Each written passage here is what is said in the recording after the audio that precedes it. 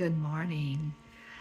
I'm reading in Exodus, and we've gone through all the different plagues, and we're on the last one.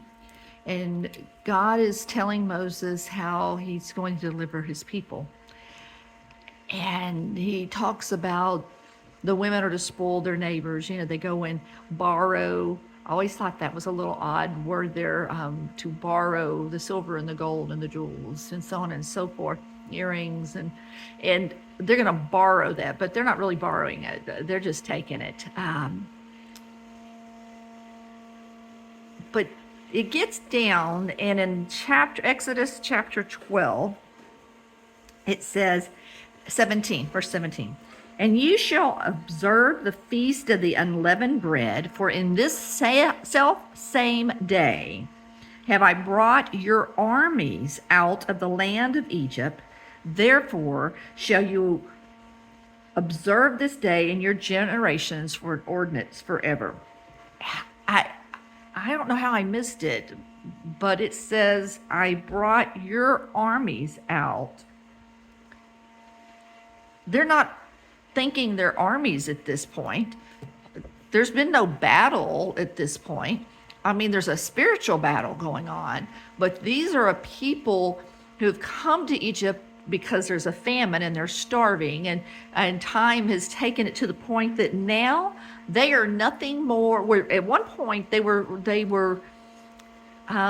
different, and they kind of had to focus on different parts of their life to be able to get along, but the leadership has changed, and they're slaves now.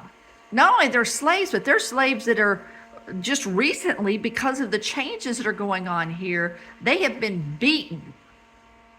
They're beaten so much that they are questioning Moses and Aaron, the leadership that is following God and the voice of God. They are questioning Moses and Aaron, and that is the voice of God speaking to them.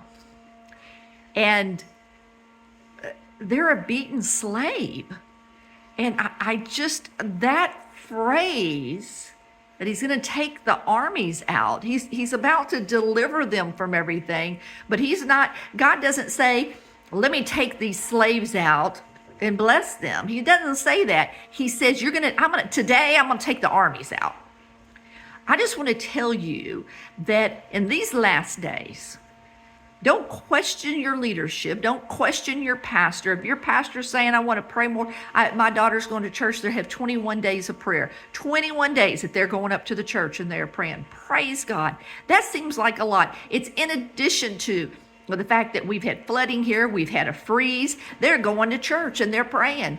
And they could sit back and say, well, you know what? I already have kids that I have to get up in the morning for school, and I already have a job I have to go to, and now I've got to deal with frozen pipes, and maybe a pipe is broken in your home, and now I've got the flooding from all this extra rain that we've had, and the weather is crazy, and you're asking too much of me, and maybe this isn't worth it. Let me tell you, don't question your leadership as the people question Moses and Aaron. That is not the answer. Listen to the voice of God, because you are not a slave to this world. You are not a slave to this world. You are not a slave to this world. You are the armies of God. You are the one that will show the world that Jesus Christ is King, not just of your life, but of this world. He is God of gods and King of kings. You are not a slave. You are the army of God.